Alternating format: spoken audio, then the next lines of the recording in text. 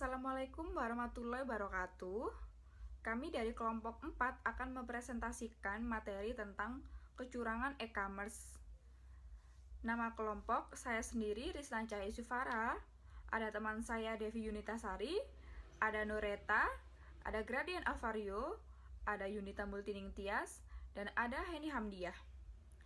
Di sini kami akan menerangkan yang pertama adalah pengertian dari kecurangan, pengertian dari e-commerce, dan pengertian dari kecurangan di dalam e-commerce itu. E-commerce atau electric commerce adalah suatu teknologi aplikasi dan berbisnis yang menghubungkan antara perusahaan bisnis dengan konsumennya untuk melakukan suatu transaksi jual beli atau bertukar informasi melalui media internet.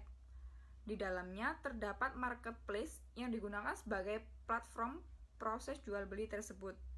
Sedangkan fraud atau kecurangan adalah suatu tindakan kecurangan yang dilakukan sedemikian rupa oleh suatu individual atau banyak individual guna mendapatkan keuntungan dari pihak lain dengan melakukan suatu olah representasi yang salah.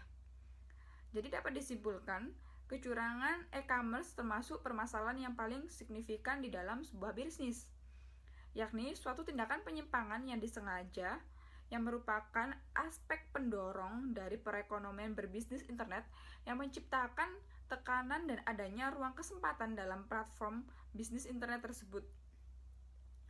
Kecurangan ini pertama kali dikenal dalam suatu kasus antara James Vijay dan M, yang mana mereka berdua adalah seorang pengusaha bisnis internet yang bergerak dalam menjual perangkat lunak anti-spam.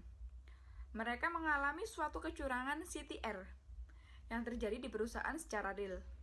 Kecurangan ini terjadi ketika kompetitor atau individual berniat buruk dengan berulang kali mengklik tautan iklan yang mereka pasang.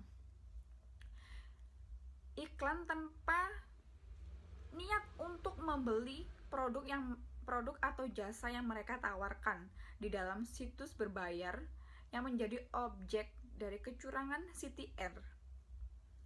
Kecurangan CTR dapat merugikan bisnis senilai puluhan hingga ratusan juta dolar apabila kecurangan ini terus-menerus berkelanjutan dan tidak ditanggulangi oleh suatu ide untuk memecahkan permasalahan ini. Meskipun perkembangan kecurangan terjadi sekitar 20 tahun yang lalu, namun saat ini internet menjadi bagian dasar dari kehidupan masyarakat modern. Dari aspek bisnis yang ada di halaman beranda setiap situs yang kemudian mengarah ke situs yang bersifat informasional, seperti Wikipedia hingga situs jejaring sosial. Seluruhnya telah diserap hampir di setiap aspek kehidupan secara profesional maupun kehidupan pribadi. Kita akan membahas lebih dalam, akan disampaikan oleh teman saya. Assalamualaikum warahmatullahi wabarakatuh. Saya Devi Yunitasari, NIM 34. Di sini ada 8 dimensi risiko dipersepsikan dalam e-commerce. Yang pertama, risiko finansial, yaitu kemungkinan kerugian keuangan. Contoh, bagaimana kalau setelah saya transfer, barang tidak dikirim. Dan yang kedua, risiko sosial, kemungkinan kerugian yang berhubungan dengan pengaruh nilai-nilai sosial maupun pandangan dari teman atau keluarga. Dan yang ketiga, risiko waktu, kemungkinan merasa rugi waktu karena proses pembelian online. Contohnya, bagaimana kalau barang yang saya butuhkan terlambat tiba di tempat. Yang keempat, risiko kinerja, kemungkinan produk atau layanan tidak sesuai dengan yang diharapkan. Yang kelima, risiko fisik, kemungkinan kerugian secara fisik. Contohnya, bagaimana kalau proses pembelian online ini membuat saya lelah karena prosesnya yang ribet. Yang keenam, risiko psikologi, kemungkinan merasa tidak nyaman secara psikologis, misalnya merasa tidak nyaman karena tidak bertemu dengan penjual. Yang ketujuh, risiko privasi, yaitu kemungkinan kerugian karena penyalahgunaan informasi personal oleh toko online. Dan yang terakhir, risiko security, kemungkinan kerugian karena penyalahgunaan informasi personal oleh pihak ketiga. Dan banyak pihak sepakat tentang terbesar bagi e-commerce di Indonesia. Sama halnya di negara-negara berkembang lainnya adalah mendapatkan trust dari konsumen. Bila bicara trust, maka tak lepas dari risiko. Trust diperlukan karena adanya banyak. Saya Melina Faturrahman akan melanjutkan materi berikutnya, yaitu risiko-risiko kecurangan e-commerce dalam organisasi. Hampir sebagian besar risiko kecurangan e-commerce yang serius ditemukan di dalam organisasi. Setelah pelaku kecurangan mendapatkan firewall atau sistem keamanan jaringan komputer dan pemeriksaan keamanan, pelaku jauh lebih mudah untuk masuk ke dalam sistem, mencuri uang dan informasi, dan menyebabkan kerusakan. Risiko kecurangan e-commerce yang sering terjadi di dalam organisasi adalah 1. Pencurian data. Pencurian data adalah hal yang menjadi kekhawatiran bagi organisasi, sebab data memiliki banyak cakupan manfaat yang menguntungkan. Data yang berhasil dicuri biasanya digunakan oleh pelaku, yaitu yang pertama, data dapat dikonversikan menjadi cash secara lebih mudah. Contohnya, informasi pribadi pelanggan dicuri, dapat dijual atau disalahgunakan, dan individu yang bersangkutan dapat diperas atau difitnah. Yang kedua, data atau informasi direplikasi, yang memungkinkan pelaku dengan mudah menyalin data daripada menghapusnya, seperti yang dilakukan dalam kecurangan secara tradisional. Kemudahan replikasi atas data yang ada merupakan sebuah alasan bahwa kecurangan e-commerce seringkali tidak terdeteksi pada periode waktu yang panjang, kecuali perusahaan secara hati-hati melakukan pengawasan terhadap akses logbook dan area tempat melakukan tindakan. Yang ketiga, yaitu data dapat ditransfer dengan mudah dan cepat ke beberapa lokasi di dunia. Risiko yang kedua yaitu kata sandi. Kata sandi bisa menjadi salah satu poin kelemahan dan kegagalan perusahaan dalam menghadapi ancaman pihak luar. Karena dalam banyak sistem, pemilihan kata sandi tertinggal atau tersisa untuk pengguna akhir dan tidak dapat sepenuhnya dikendalikan. Atau juga pemilihan kata sandi yang mudah diketahui atau ditebak oleh pelaku kecurangan seperti nama, tanggal lahir, lokasi favorit, dan informasi pribadi lainnya. Risiko yang ketiga yaitu perekayasa sosial. Peretas sering menggunakan teknik perekayasa sosial untuk mendapatkan akses kata sandi. Ketika kebijakan perusahaan mengharuskan perubahan kata sandi secara berkala, banyak pengguna sengaja tidak menambahkan urutan nomor atau karakter lainnya untuk mengganti kata sandi terakhir mereka. Dalam dunia, dengan peningkatan jumlah kata sandi, PIN rahasia, dan nomor akun untuk mengingat atau untuk pengingat, banyak pengguna menggunakan kata sandi yang sama dari sistem internal untuk situs internet dan dari surel pelanggan untuk aplikasi login. Risiko yang keempat yaitu sniping atau mengendus. Sniping adalah mencatat, menyaring, dan melihat informasi yang ada melalui lini jaringan. Sniping merupakan sebuah metode yang umum dalam mengumpulkan informasi dari komunikasi yang tidak terenkripsi. Sniping dengan mudah dilakukan pada sebagian besar jaringan oleh peretas yang menjalankan secara bebas aplikasi yang tersedia seperti Wireshark dan TPCDAM. Wireshark adalah perangkat lunak penganalisis paket bebas dan sumber terbuka, sedangkan TPCDAM adalah perangkat lunak yang bisa menganalisa paket yang berjalan di bawah command line. Dan risiko yang terakhir yaitu word trapping. Word trapping adalah salah satu praktik penipuan untuk orang yang sering perjalanan bisnis. Peretas dapat mengetahui lokasi orang seperti bandara dan membuat poin akses melalui laptop. Laptop itu terlihat seperti jaringan nirkabel yang secara reguler dapat menghubungkan satu sama lain. saat orang tersebut melakukan pencarian via internet, terus mengecek surel dan menggunakan jaringan perusahaan, peretas dapat mencuri kata sandi dan informasi yang lainnya. Assalamualaikum warahmatullahi wabarakatuh. Saya Noreta Dwi Sari, NIM 48, akan melanjutkan presentasi dari teman saya. Saya akan menjelaskan tentang resiko-resiko e-commerce di luar organisasi. Yang pertama ada spyware, yaitu menginstal perangkat lunak untuk pengawasan sebagai tambahan untuk perangkat lunak yang biasa diunduh oleh pengguna. Yang kedua ada phishing, yaitu metode umum yang digunakan peretas untuk menggali informasi perusahaan dari pegawai.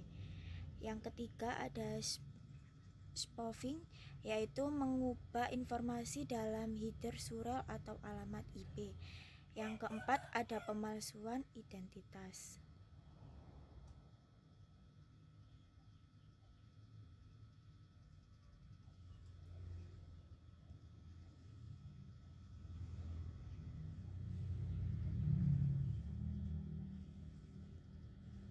Selanjutnya, saya akan menjelaskan mengenai elemen-elemen resiko kecurangan e-commerce. Yang pertama ada tekanan. Tekanan dibagi menjadi ada satu, pertumbuhan dramatis yang membuat besarnya kebutuhan arus kas. Yang kedua ada aktivitas merger atau akuisisi yang menciptakan tekanan untuk meningkatkan hasil keuangan yang dilaporkan. Yang ketiga ada meminjam atau mengeluarkan saham, tekanan tambahan untuk mengolah pembukuan. Yang keempat ada produk baru yang membutuhkan sistem pemasaran yang lebih intensif dan mahal saat pasar yang ada tidak ada lagi. Yang kelima ada modal bisnis yang cacat atau tidak terbukti dengan tekanan arus kas yang besar. Kemudian ada kesempatan, dibagi menjadi yang pertama ada teknologi yang baru dan inovatif. Yang kedua ada kompleksnya sistem informasi yang menciptakan kesulitan dalam aplikasi pengendalian. Yang ketiga ada transfer informasi dalam jumlah besar, sebuah faktor yang menciptakan risiko atau pencurian dan risiko identitas. Yang keempat ada pemindahan kontak pribadi yang memudahkan pemalsuan identitas atas penyamaran. Yang kelima ada ketidakmampuan untuk membedakan perusahaan besar dan perusahaan yang dibentuk dari perusahaan baru atau perusahaan yang lebih kecil, sehingga mudah untuk melakukan penipuan terhadap konsumen dengan memalsukan identitas dan atau pemaparan kegiatan bisnis. Yang keenam ada transfer elektronik atas ketersediaan dana, memungkinkan kecurangan dalam skala besar lebih mudah untuk dilakukan. Yang ketujuh ada luasnya keterbatasan yang disepakati. Kemudian ada peningkatan kecenderungan terhadap rasionalisasi. Yang pertama ada jarak yang dirasakan, mengurangi kontak pribadi antara pelanggan dan pemasok. Yang kedua ada transaksi antara pembeli dan penjual anonim atau yang tidak diketahui. Yang ketiga ada pemikiran ekonomi baru berpendapat bahwa metode akuntansi secara tradisional tidak lagi diterapkan. Assalamualaikum warahmatullahi wabarakatuh. Saya Gradian Alvari Tegar Islamai akan melanjutkan presentasi mengenai mencegah kecurangan dalam e-commerce. Mencegah kecurangan dalam setiap kegiatan pengelolaan bisnis menyertakan pengurangan atau penghilangan faktor-faktor yang memotivasi terjadinya kecurangan seperti tekanan, kesempatan, dan rasionalisasi. Dalam pengelolaan e-bisnis, mengurangi tekanan dan menghilangkan rasionalisasi sulit untuk dibuktikan. Kemudian, salah satu kegagalan terbesar dalam jaminan keamanan e-commerce adalah langkah-langkah pencegahan yang diketahui sebagai jaminan keamanan melalui ketidakjelasan. Jaminan keamanan melalui ketidakjelasan adalah strategi menjaga celah kelemahan dari keamanan, bahasa algoritma, enkripsi, dan kerahasiaan proses dalam upaya untuk membingungkan pihak lawan. Kemudian salah satu cara terbaik untuk mencegah kecurangan dalam pengelolaan e-bisnis adalah adanya fokus pada pengurangan kesempatan, biasanya melalui implementasi pengendalian internal yang sesuai di dalam bisnis yang dikelola secara tradisional. Pengendalian internal menyertakan 5 unsur yang berbeda. Yang pertama yaitu pengendalian lingkungan, atau lingkungan pengendalian. Yang kedua, penilaian risiko. Yang ketiga, aktivitas atau prosedur pengendalian. Yang keempat, informasi dan komunikasi. Dan yang kelima adalah pengawasan. Saya Yunita akan melanjutkan slide berikutnya tentang mencegah kecurangan melalui aktivitas pengendalian. Di dalam pencegahan kecurangan pada aktivitas pengendalian ini terdapat 5 tipe. Yang pertama yaitu pemisahan tugas yang memadai. Yang kedua, otorisasi yang sesuai atas transaksi dan aktivitas. Yang ketiga, dokumentasi dan kegiatan pencatatan yang memadai. Yang keempat, pengendalian fisik atas aset dan pencatatan. Dan yang kelima, pengecekan yang independen atas suatu kinerja. Di dalam poin yang pertama yaitu pemisahan tugas yang memadai, pengendalian ini digunakan untuk memastikan bahwa suatu individu itu yang mengotorisasi transaksi berbeda dengan individu yang secara aktual dalam mengeksekusi transaksi tersebut. Jadi, di dalam pemisahan tugas dapat mencegah suatu penyuapan karena adanya pelanggan yang tidak sepenuhnya memiliki pengendalian atas transaksi tersebut. Pada poin yang kedua, yaitu otorisasi yang sesuai atas transaksi dan aktivitas. Dalam pengendalian ini secara umum dibuat dengan kata sandi, firewall, akta, tanda tangan digital, dan biometrika. Kata sandi merupakan otorisasi yang paling penting dari jaminan keamanan dalam sebuah sistem elektronik untuk mencegah suatu kecurangan. Kemudian firewall ini bisa dikatakan sebagai tembok api, di mana sebagai tembok pelindung untuk mencegah adanya akses yang tidak diinginkan. Kemudian dapat melindungi dan mencegah adanya serangan virus, spam, dan lain sebagainya.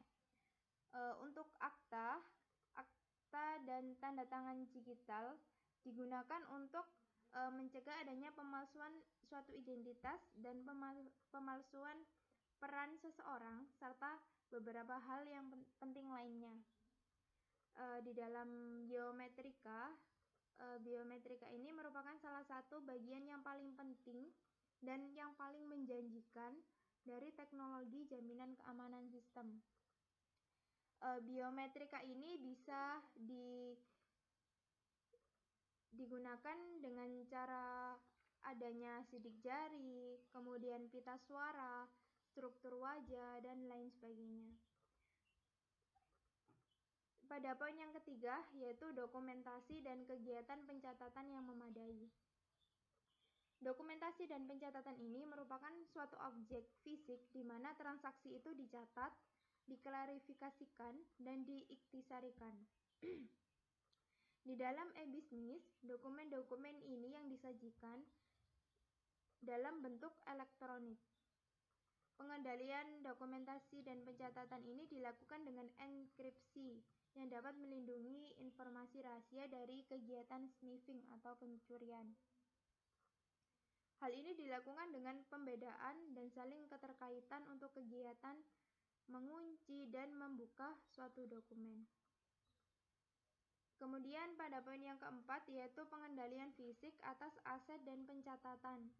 Terdapat 3 kategori dalam pengendalian fisik ini yaitu melindungi peralatan teknologi informasi, program dan arsip data dari kecurangan seperti jenis aset, pengendalian fisik yang digunakan untuk melindungi fasilitas komputer seperti penguncian pintu ruangan penyimpanan terminal komputer dan ruangan penyimpanan untuk perangkat lunak dan arsip data.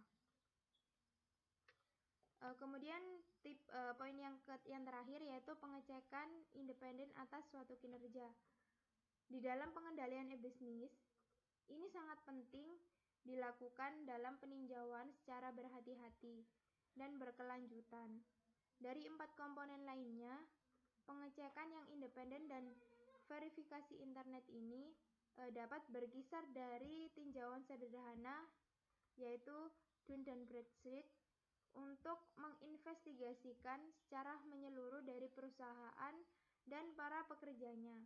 Nah, dalam pencegahan ini dilakukan dengan memperoleh pemahaman tentang manajemen dari organisasi dana, apa yang memotivasi mereka untuk melakukan pengecekan tersebut terhadap suatu kinerja.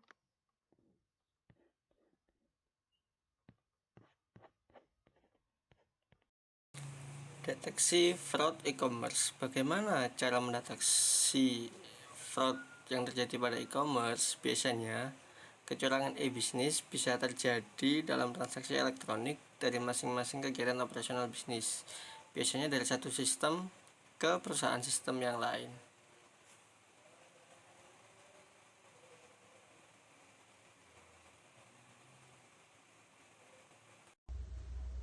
Kemudian, mendeteksi kecurangan dari e-bisnis. Memperkenalkan pendeteksian kecurangan dengan faktor data, dengan semua jenis kecurangan yang mungkin terjadi, diidentifikasi, dan kemudian teknologi dan aktivitas lainnya digunakan untuk melihat gejala dari kecurangan tersebut. Oleh karena itu, pemeriksaan kecurangan dilakukan dengan beberapa cara. Yang pertama, ada berusaha untuk memahami bisnis dan kegiatan operasional bisnis di suatu organisasi. Yang kedua, ada mengidentifikasi kecurangan apa yang terjadi di dalam kegiatan operasional. Yang ketiga, menentukan gejala-gejala yang paling mungkin muncul saat terjadi kecurangan. Yang keempat, menggunakan basis data dan sistem informasi untuk mencari gejala tersebut. Yang kelima, melakukan analisis terhadap hasil. Dan yang terakhir, melakukan investigasi terhadap gejala-gejala untuk menentukan apakah hal tersebut disebabkan oleh kecurangan, baik secara aktual ataupun faktor lainnya. Metode ini memiliki kemampuan yang sangat baik di dalam mendeteksi kecurangan e-bisnis. Salah satunya teknologi terbaik untuk mengimplementasikan jenis pendeteksian kecurangan ini adalah menggunakan teknologi dalam menangkap kecurangan berbasis teknologi. Banyak alat yang digunakan secara tertulis untuk melakukan penyelesaian jaringan dan penangkapan pelaku daripada meretas suatu sistem yang sudah terbentuk. Berikutnya yaitu mendeteksi kecurangan e-bisnis. Mendeteksi kecurangan e-bisnis sangat penting dilakukan bagi investigator kecurangan e-commerce untuk memahami alat dan metode yang digunakan oleh para pelaku kecurangan. Pengetahuan mengenai server situs, server klien, dan server terkait. Program yang didesain untuk mengganggu seperti Nmap, Airsort, dan Wireshark.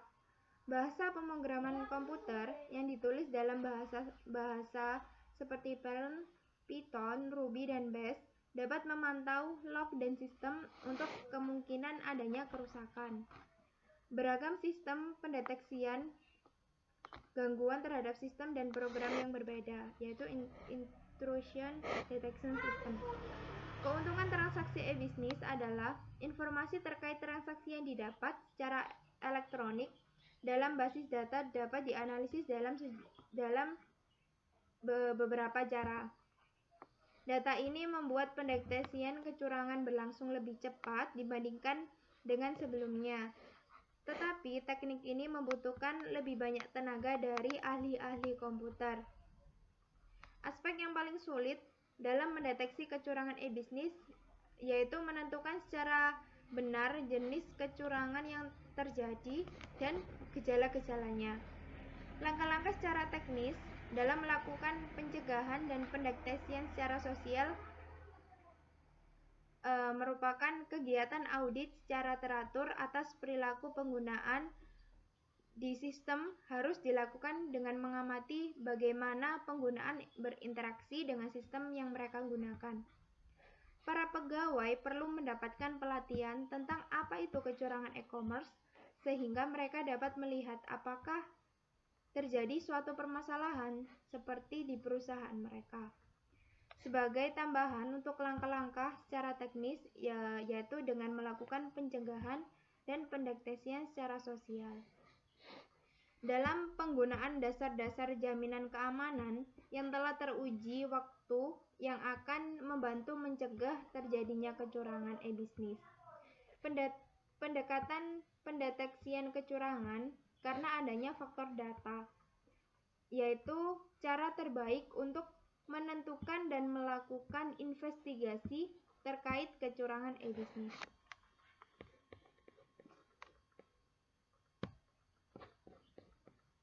Nah, di sini juga ada satu hadis, yaitu ketika pendusta dibenarkan mahalnya kejujuran dan amanah. Seperti hadis riwayat dari Ibnu Majah, Ahmad dan Al-Hakim, sesungguhnya akan datang kepada manusia tahun-tahun penuh tipu daya, di mana pendusta dibenarkan sedangkan orang jujur didustakan, pengkhianat dipercaya sedangkan orang amanat dianggap pengkhianat. Pada masa itu Ruwaibidah berbicara. Beliau ditanya, apakah Ruwaibidah itu? Beliau bersabda, orang bodoh yang berbicara tentang persoalan orang banyak.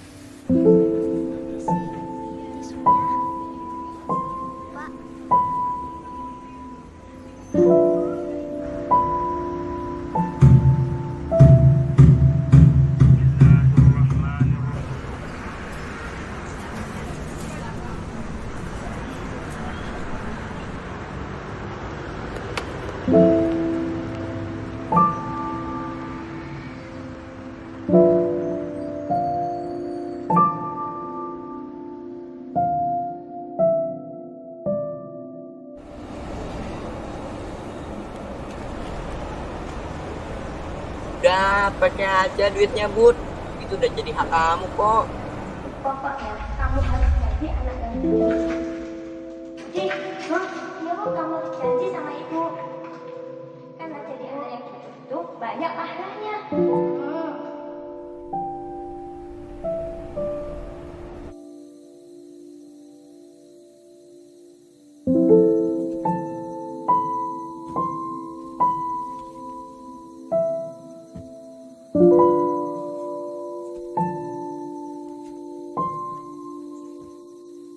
Pakai aja duitnya, Bud. Itu udah jadi hak kamu kok. Pokoknya kamu harus jadi anak yang baik.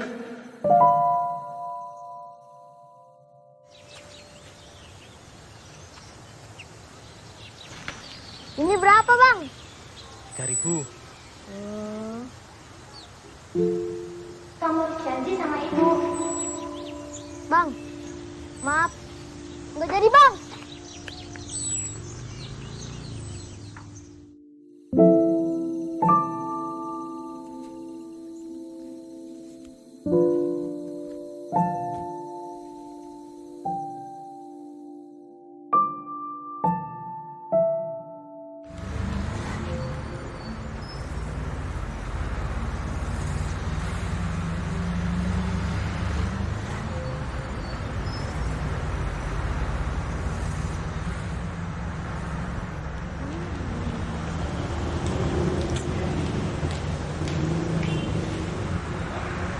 Masih disimpan aja, Bud, duitnya. Kalau nggak mau, ya buat aku aja lah sini. Enggak. Buat aku aja lah sini, ah. Jangan. Udah, buat aku aja sini, ah. Enggak. Ya elah. Nah, itu tuh orang itu. Misi. Om. Ini dompetnya, Om.